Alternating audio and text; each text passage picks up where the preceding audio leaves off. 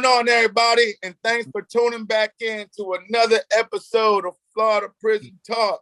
Got my boy Nate Dawg right back on here.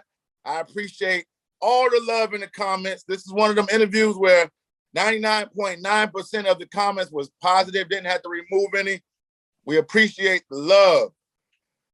Introduce yourself, Nate Dawg. Shout out to everybody, subscribers, all the brothers behind the G-Wall. It's Nate Dawg from the Bronx, Bronx Bomber, from the Soundview section of the Bronx.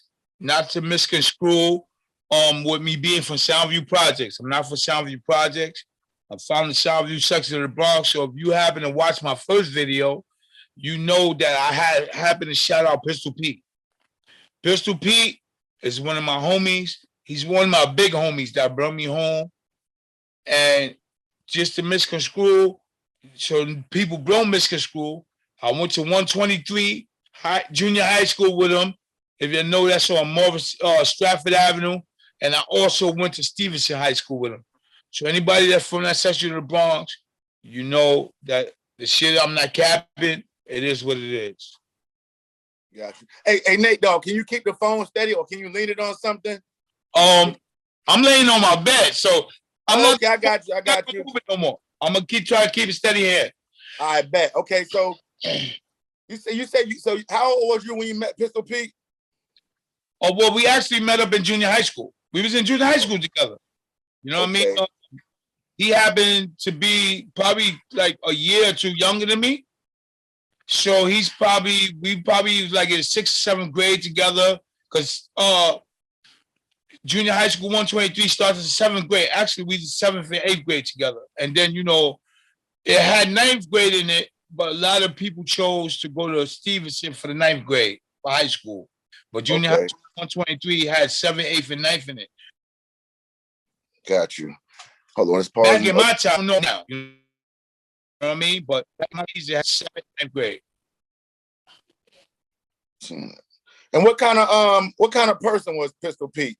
I mean, when y'all was younger, we know how he turned out when he was older, but growing up, what kind of person was he? Was he violent as a kid also? Was he getting in all kind of trouble? Nah, bro. He was a funny dude, bro.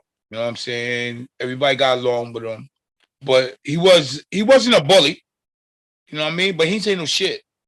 So you kind of knew that he was going to be one of them dudes that was going to be about it. You know what I mean? So as life went on and he went to school and he went to high school and then, you know, he hit the streets, you know, he developed an identity that was not to be messed with. You know what I mean? And dudes knew who he was. See, the thing with the Soundview and this sex, money, murder thing, right, was like I said before my first interview. Sex, money, murder started out as like a drug gang. You know what I mean? Motherfuckers getting money. And when you was in another place from the Bronx, like say, for instance, you was like 103rd in Creston or Fordham Avenue, Fordham Road. And dudes be like, yo, where you from?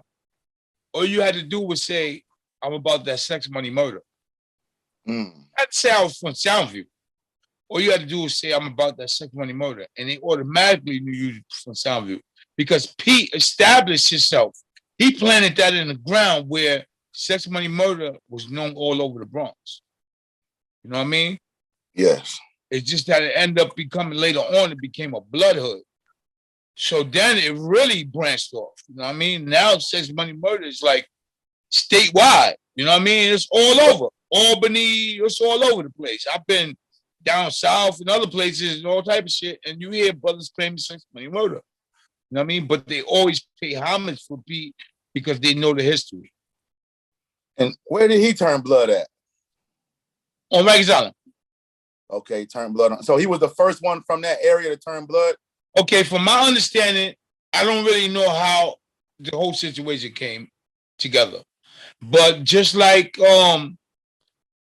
from certain DVDs you watch, or certain podcasts, or certain videos you watch, from my understanding, Pete was already putting work in. He already had a name on Rikers Island. So the brothers that were blood, like the heavy hitters on Rikers Island, they stepped to him because they already knew he was official. So it was like, yo, listen, this is what we started. We want you to be a part of it. But Pete was like, listen, the only way I would be a part of this is if you give me my own hood. I already got thousands of motherfuckers in the street following me. You understand what I'm saying? So I'm not gonna be a soldier. I need to be a leader because I'm already a leader outside of blood. You know what I mean? So that's how everything took place. Okay. And you say you from the Soundview section of the Bronx, not the projects. But did you hang out in the projects? Not really. I just stood in a section like Watson Avenue. That's originally where I'm from, Watson Avenue. Watson Avenue is very known because we was a big dope area. Watson Avenue was known for dope. You know what I mean? It was a big dope area in the Bronx. A lot of dope was sold over there. Niggas became millionaires on Watson Avenue. Okay. You know? That's why we was known. And how old was you when Pistol Pete brought you home to blood? Was you adolescent or young, old? Oh, no. I was already in my 20s, bro. Okay. Listen, Sex Money Murder became a hood in 95. In 95, I was already 21 years old. I was born in 1974. You know what I mean? I'm already 21 years old. Okay. And for the viewers, I'm trying to walk the viewers in what it's like being a youth around the area you grew up in. When you grew up in Soundview, the Soundview section, did you guys look up to the drug dealers and hustlers as kids? Did you idolize them? Well, not really. I can't speak for everybody else. But my situation, like I said in my first podcast, was I was very good at baseball. You know what I mean? I was a great baseball player. My thing was I was a great third baseman as a youth. You know, I went to baseball camp, you know, and I wanted to be a Major League Baseball player. But unfortunately, due to circumstances, my dad passed away at 15 years old. You know what I mean? And my next step was I ended up in the streets. You know, I ended up in the streets. So it was like, I got to hustle. I got to do something. I got to do something to take care of myself because I developed the attitude that I was going to throw away my childhood and become a grown-up at that moment, or I was going to die as a child in the street because everybody knew I was young and they would take advantage of me. Okay. So that's the reason why I developed the mentality of an adult. And even when I got locked up, like my first time, a lot of people used to think I was older than what I was because of the way I spoke. You know what I mean? So they used to be like, yo, you seem a lot older because you're a lot more mature. And that's the reason why, because of my trials and tribulations, that I was like, you know what? I'm never going to have the childhood that I was entitled to. So I have to just become an adult right now. And, you know, I didn't look up to drug dealers, you know what I mean? But unfortunately, I became one due to circumstances, you know what I mean? But like I say, you know, the first time, you know, my dad used to always tell me, once you become of age, that you know the difference between right and wrong, that's when you have to hold yourself accountable for what you do. You know what I mean? So the first time I got arrested, okay, that one I didn't really know no better. But after I got arrested, I knew better. But I just continued to choose doing what I continue to do. It's not like you know, I knew the consequences of a lot of things I was doing, but I just chose to do. Okay. Worry about the consequences. You know, I just did what I did, you know? And I hear a lot of people, like, even on the documentaries and stuff you watch, the interviews I do, I hear a lot of people say, man, I had no choice. I had to sell drugs. But why not go get a job? Like, you know, you really didn't have to. I'm trying to get in the mindset. Like, people say, I had no choice but to sell drugs. I had to hustle. Why not go get a job? That's another choice. Can you speak on that? Well, okay. My situation, maybe I could have got a job. Okay. But like I said, I was 15. I didn't even have working papers. You know what I mean? And I was thinking like, damn, like I said before, I was going to school. But when I would come home from school, I had to think about where I was going to sleep. Okay. I had to think about how I was gonna wash my clothes. I had to think about how I was gonna eat throughout the day. Yeah, when I was in school in the morning, I ate breakfast and I ate lunch. But what about dinner? What about the rest of the night? So what I chose to do, I chose to sell drugs. Got you, got. Yeah. And was a lot of people, and because that was a rough time in New York, like the 80s and the 90s and stuff. Was there a lot of people getting killed around you? Yeah, absolutely. And that's what I'm trying to get in the mindset also. So even with the people getting killed around you, it still wasn't enough to keep you from the streets.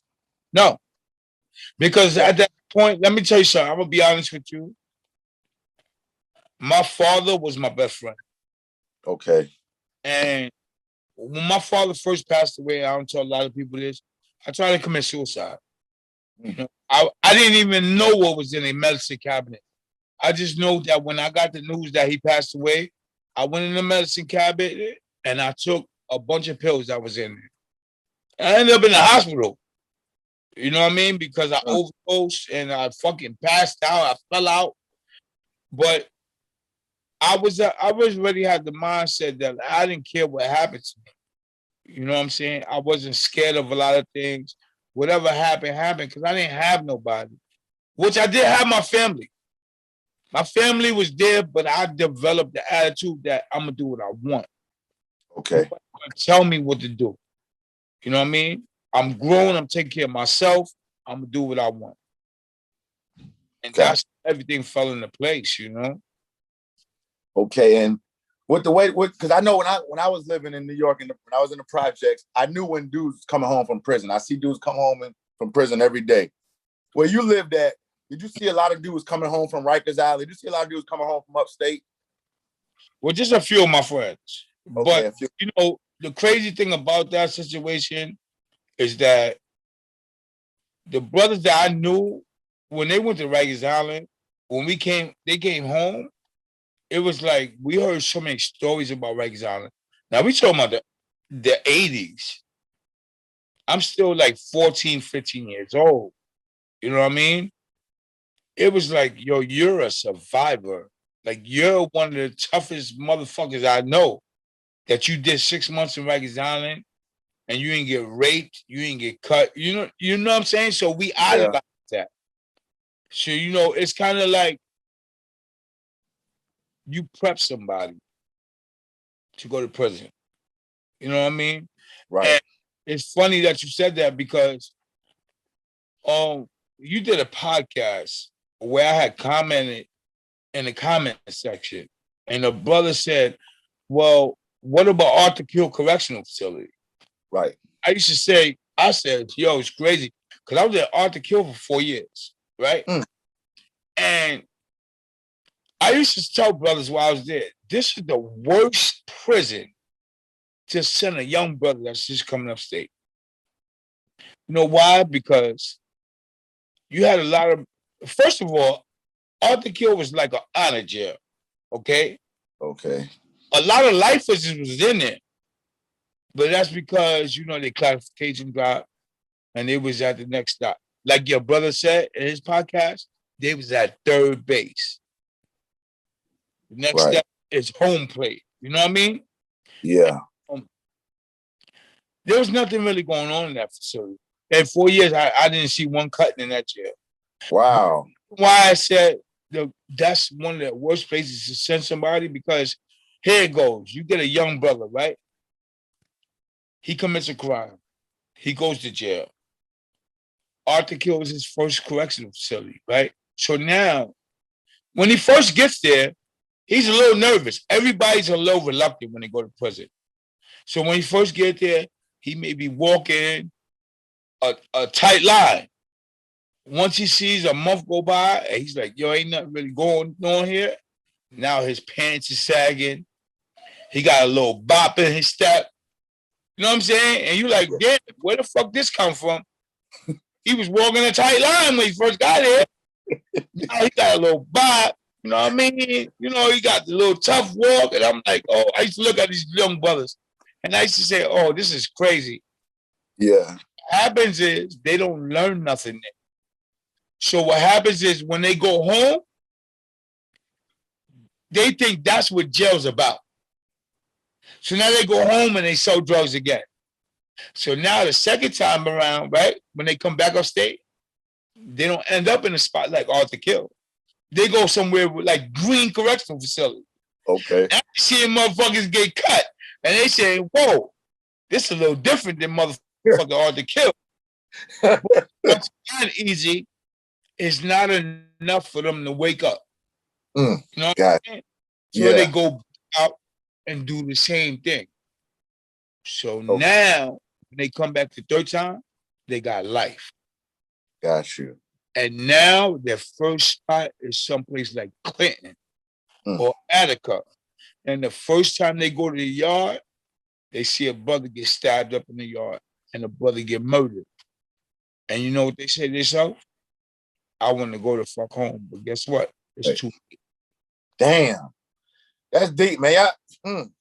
It's too late. That's real, man. It's too late because you didn't learn from your first experience. That's a fact. You know what I mean? Yes, sir. You know what I mean? And I blame brothers in my group. Because I'm going to be honest with you. My first bid, I went to Washington Correctional Facility. And I had older brothers telling me, you know, how to stay out of jail. But I didn't want to hear that shit. I'm like, yo, how the fuck you telling me to stay out of jail? You've been in jail 20 years. Right. They're going to tell me about the streets. But that's when everything else came into play later. Pay attention to the message, not the messenger. Right. You know? That's right. Yes, sir. Because I wasn't paying attention to the message.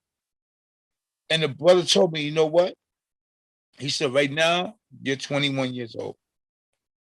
He said, I'm 46. He said, one day, we're going to switch seats if you don't get this now. He said, you're going to be 46 telling another 21-year-old the same message that I'm telling you. Got you. You don't get it. You know, and unfortunately, it took me more than once to get it. You know what I mean? Yeah. But, you know, I thank God that I woke up. You know, like I said before, I got a great support system. You know what I mean? I got you, you know, and I listen, brother, I love you, bro. I love you too, bro, for real. Love you, and I mean that, bro. Me too. I'm so proud of you. Thank you. I'm proud of you. I listened from you from day one. The first time I ever clicked onto your videos, I haven't stopped, bro. That's what's up, man. I appreciate that. I'm locked in.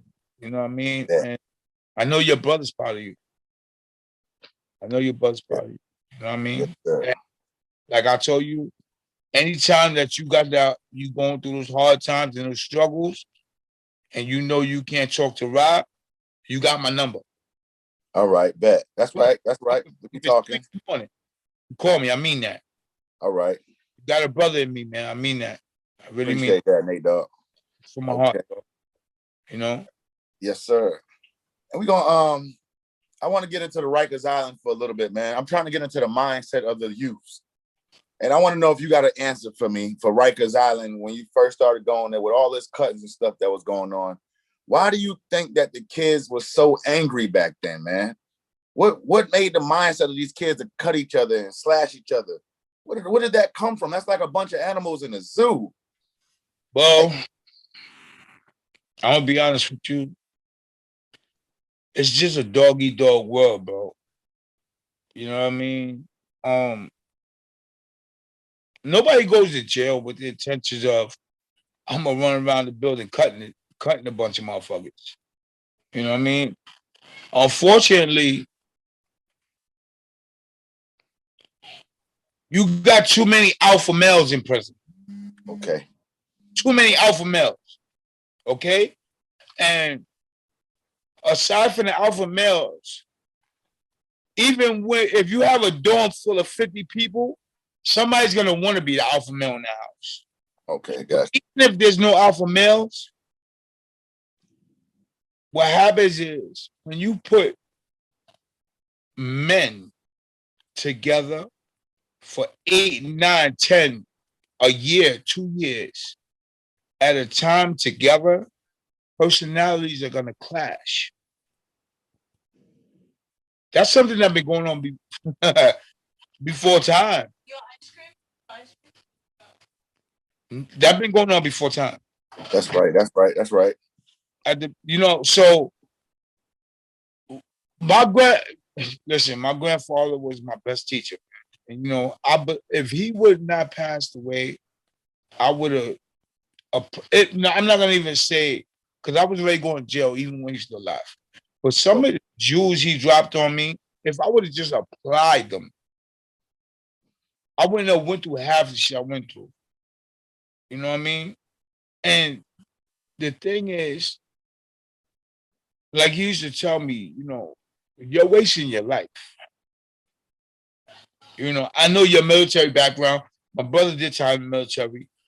I had uncles, and they used to all see when I was going down that wrong road. And they say, why don't you go to the military? And I used to say, why do I want to go to the military? You came back a cokehead. You came back an alcoholic. You came back this way. I could just stay in the street and become all of that. Why I got to go over there? Right. And then my grandfather used to always tell me something that I never knew where it came from, but I found out where it came from. But he already passed away. I used to think it just came from him, but I found it came from Muhammad Ali. Muhammad Ali used to say, any man that views the world at 50 the same way he did at 30 just wasted 20 years of his life. Hell yeah. That's right. That's right. Because you're supposed to view the world different every day. Every day you're supposed to learn something that elevates you as a person. You know what I mean? Yes, yes. What happens is some of us are comfortable where we're at in life. That's right. And the reason why I say that is because I was for a long time. I was comfortable where I was at in my life. Every day waking up just to go use drugs. Right. Every day waking up in prison. You know what I mean? I was comfortable. But it came a point in my life where I realized this is not life. I'm spending more time in jail than I am in the streets. Yeah. You know what I mean? And I didn't want that. That's not what I wanted. And if we don't reach out to these kids, sometimes we gotta grab them. Right. This is not what you want. Right. Because trust me, you're throwing your future away, man. That's a fact. And you said something, you said like prison almost got, like, so did it come to a point where, this is what I want to know. You did about 22 years collectively in prison, going back and forth, violating, back and forth, back and forth. With that being said, was it easier for you to be in the streets knowing that the fear of prison was gone? Like, was it, was it easy for you to commit crime saying to yourself, well, if I get caught, I'll just go to prison? Did it ever get like that for you? Something. I'm not going to say it was easier, but when I was committing crimes and getting away with it, it was cool. But when I got arrested, it was also cool. You know why? Because I said, well, I already know what's going to happen. Oh, man, I'm just going to go to Rikers Island. I'm going to sit up for a couple of months. I'm going to go up north. I'm going to get fat. And I'm going to come home and I'm going to do the same shit. Right. Okay. You know what I'm saying? Yeah. That became such a revolving door. That became a part of my life. And the most hateful thing is my first girlfriend that I ever fell in love with, right? I was with her for 10 years. And her brother grew so attached to me that I remember calling home one day. Now, I'm still in my 20s. And you know what he used to tell me? Nate, when you come home to visit. I said, what? He said, because you just come home to visit and then you go back. Damn. And I was like, wow. That's crazy, man. To me now, he said, it's not how I'm talking to you, because I never disrespect you. That's what you placed upon yourself. That's what you're showing me. I was like, wow, you know. But once again, I didn't get the message at that moment. Right. Because the thing is, like I said before, prison either makes you a smart individual or a dumber criminal. Got you. Some brothers go to jail one time. Like my cousin went to jail in 1986 for selling crack. And I used to swear to God, he might kill me if he ever sees this podcast. I was like, yo, nigga, you got raped or something? I know a couple of niggas take that booty or something. Because he never been back to jail after that. Right. But it's just that it made him a smarter individual. He knew that that's not his life. You know what I mean? Yes. Easy if you think about it, bro. For a person to feel comfortable in captivity, it's abnormal. Right. That's It's right. abnormal. And if you feel normal in those type of situations, there's something fucking wrong with you. You know why?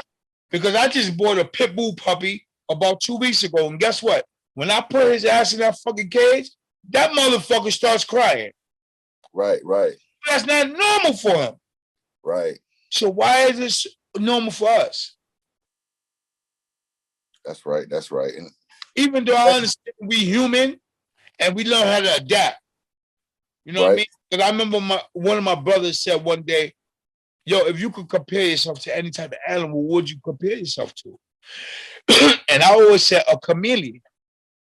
And he said, why choose a chameleon? I said, because a chameleon will go on a tree and turn brown. A chameleon will go on the grass and turn green. You know what I'm saying? Right. He's to the environment. I said, anywhere I've been, I always adapt to my environment. Got you. But it's still not normal, bro. It's not, bro. It's not. And let me ask you this. This is a statistical question. I want to get on statistics real quick. From the Soundview section of the Bronx you grew up in, do you have any friends? And I mean people that you personally know, not people you heard about, people you know. Do you have any friends that you know that made it out back in those days and that became very successful? And I don't mean people that went to prison and came back and straightened their life. I mean people that avoided prison from the beginning that you know that made it out, that end up doing well, raising a family. That's a fact. That's a whole fact, brother. Let me tell you something. I used to say this all the time. Life comes down to choices. You either make the right ones or the wrong ones. There's no in between. You know what I'm saying? Yeah. I know brothers that I went to school with from public school to the same junior high school, all the way to the same high school till we graduated. You know what? You know what I'm saying? That lived in the same building as me. And guess what? When we stepped out of the building at the same time to go to school, they seen the same things I did. They seen the brothers across the street selling drugs. Guess what? They just chose to go to school, and I chose to go across the street and sell drugs. So everything becomes a choice. You either make the right ones or the wrong ones. Gotcha. And I like that. I never felt for that, I'm a product of my environment. Right. It came down to a choice you made. You was intrigued by something that you thought would be good for you, and you turned out that it wasn't good for you. That's right. You know what I mean? But you chose to pursue it. You know, and unfortunately, even when we know, I'm sorry, I'm moving the phone, but even though we know that it's not good for us, we still go and seek it out. That's a fact. And brother used to use drugs. He used to say, yo, why do you continue to chase something that you know is killing you?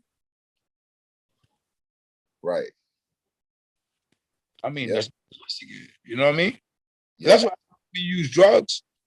Why you continue to chase something that you know is killing you?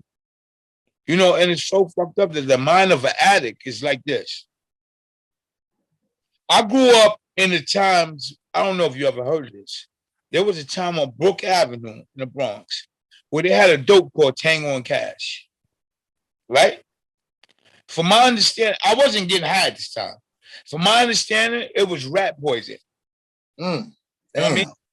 There was brothers coming from Connecticut that would buy it and go all the way to Connecticut, and then they'll end up dead out there. There was brothers in the neighborhood that we didn't even know was getting high, but they would end up dead. And they always linking this back to this dope, right? Hmm. But then you got people who would say shit like this. Yo, his system was just weak. Right. Dope fiend. Man, I'm going to get that. And then they go get it and they drop dead. You know what I'm saying? That's just the mind of an addict, bro. You know, it's a fucked up reality, but it's a reality. That's right. Okay. Like that segue. Okay, so check this out. With all them years you did in prison, 22 years in prison, have you ever got into an incident with another inmate where you felt like your life was on the line? Like it really got thick? Can you think of a situation and speak on it? The only time I felt like I ever got into a situation where my life was on the line was when we had like I wouldn't really say a big riot, but it was like a mini riot in Sing Sing. Okay. You know what I mean? Like I told you, a homie got cut, and the dude that cut him ended up, I don't know if dude snitched on him. I don't know what happened. At the end of the day, he went to the box. And we was like, yo, well, so some of the homies is like, all right, yo, he went to the box, it's over. No, it's not over. Because the niggas that he was fucking with, if we would have popped on him, they would have popped with him. Right. So they out of here. We got to get them out of here. You know what I mean? And we went and did what we had to do. You know what I mean? And that's when I said, you know, a lot of us got packed up. I went to the box and I went to Clinton. You know what I mean? That's why I ended up in Clinton. You know what I mean? That was, as far as like my life being on the line, like, nah, I never felt like threatened like that. Because I'm the type of dude, like, I never felt like I was untouchable. You know what I mean? Okay. Super gangster. Even when I was gangbanging, I never felt like I was a super gangster. I'm untouchable. Like, I'm the toughest blood. Nah. Listen, I done seen too many people get hit for that. You know what I mean? Right. But what I do know is this. If I felt a threat, I neutralize the threat. I'm popping first. I'm not going to think that you're not going to do nothing, and then next thing you know, you rock me sleeping and you cut me. No. Because I was always on offense. Okay. If I felt it, I'm going. Okay. You know what I mean? So that's the reason why to this day think I ain't got no cuts on my face. But I was always on offense. If I felt the threat, I'm going. You know what I mean? That's just the way it is. Some brothers really think like, oh, well, this nigga, he's pussy. He ain't gonna do nothing. Next thing you know, you leaking in the yard. Right. Let me tell you something. It don't take nothing for a motherfucker to swing a razor, bro. Or for a motherfucker to stick you. The softest niggas I done seen cut somebody. Right. You know what I mean? Because you cut somebody, it'll make you tough. You know what I mean? The gangsters is the motherfuckers that's home today. Home, they finishing their parole, they got a job, they take care of their family. Those the gangsters out here. Those are the dudes I salute. That's not right. The motherfuckers that's still running around the facilities that's cutting people for no reason. I'm not saluting you, bro, for what? Right. I was up in that mindset at one time, but I expanded my thinking.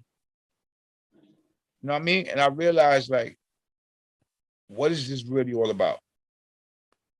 When you turn around, guess what?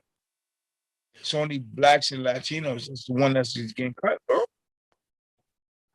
Ain't none of them saying, yo, you know what? These police is beating the shit out of us. They're violating us. At 6 o'clock wreck, 50 of us is going to run down on them. We're going to cut them. We're going to tear them up. Right. Right. He just said we're going to go and we're going to tear up the Hispanic brother. Right. Brother. You know what I mean? Like, yeah. It's all for. Dang. It's good, Land. Check this out. I be in the comments. I see a lot of people from California. People from California, as far as the gangs go, they always have like more to say because I guess gangs started over there.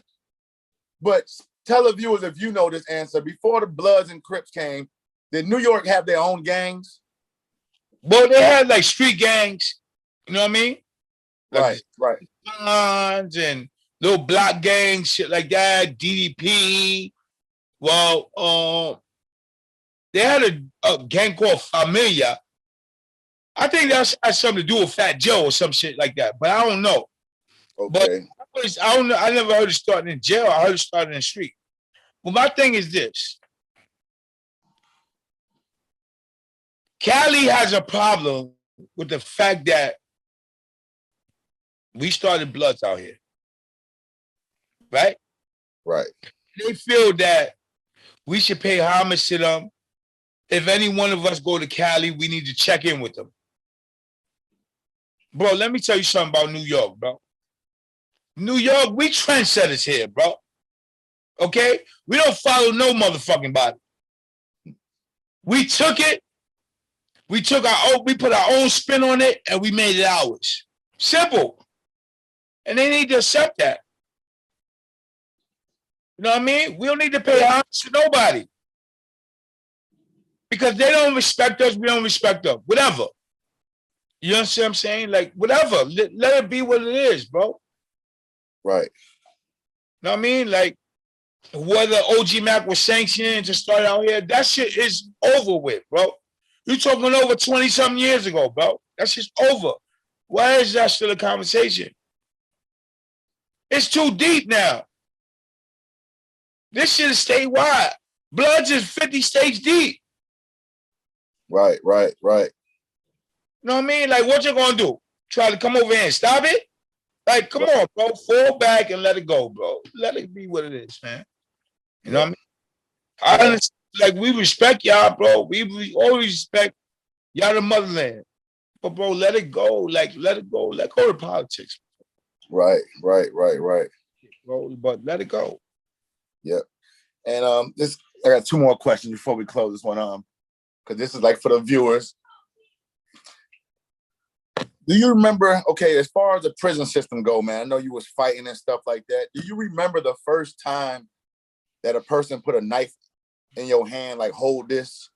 Where was you at? Like, this is what, hold this. Remember your reaction? Can you walk us through that day? I was in Rikers Island. Okay. You know what I mean? Like I told you, I became blood in the street.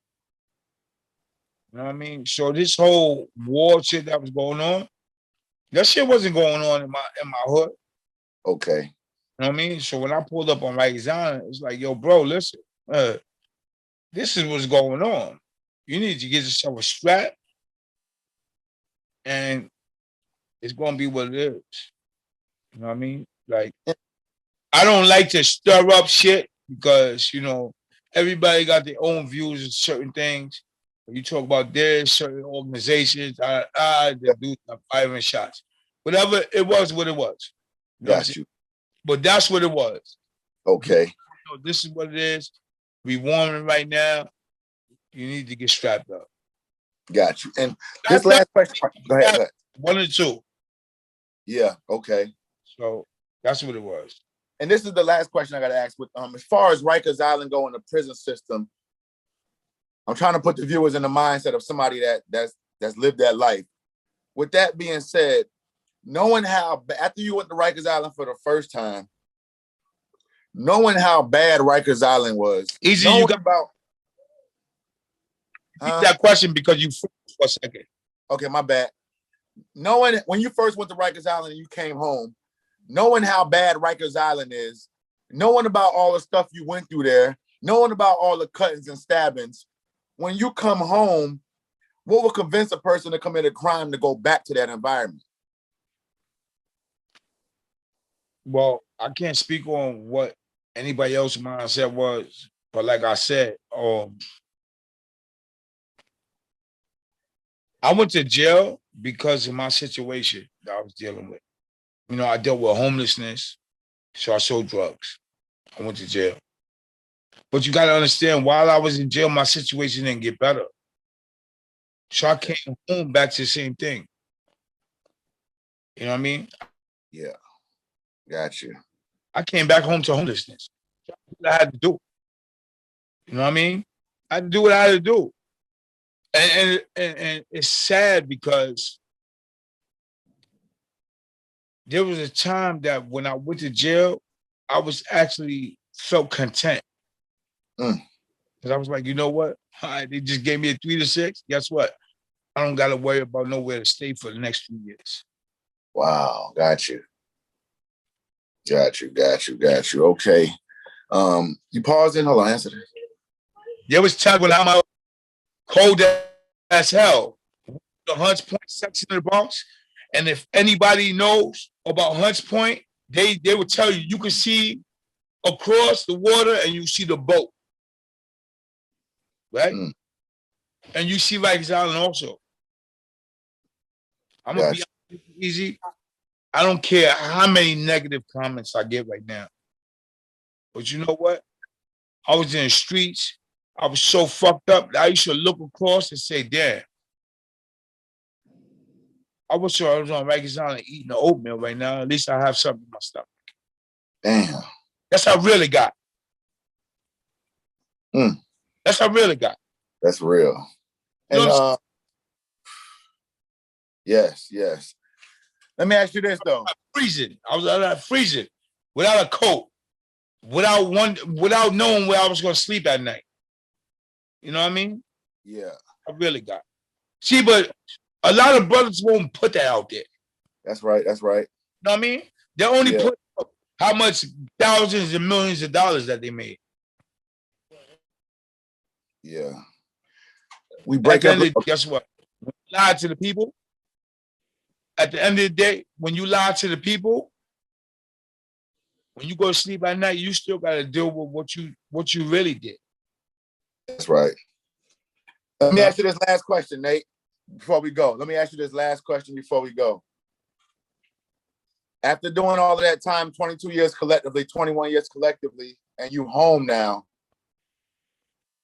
is it hard for you to avoid the temptation of getting back into the streets? Absolutely not. Okay, that's what I wanted to hear, bro. You my brother. That's what I wanted to hear. Tell you something. I get up at 5:30 in the morning. My wife takes me to work at 6. She picks me up at 3:30. And guess where I'm at? From 3:30 to 5:30 the next morning. I'm in my motherfucking crib. I don't even run the streets. I'm not in the streets. I'm in my crib, man. I'm a family guy, man. That's what's up. It's just something that I always wanted since my father died. I wanted my family back. Unfortunately, I can't have the family that I had when I was younger. I got my own family. And this is the element that I always wanted. My family. Yes. You know? Hey, we're going to end with that one, man. You got anything to say before we go? It's Easy Win, Florida Prison Talk. Nate Dawg. Peace. We out of here. A little easy.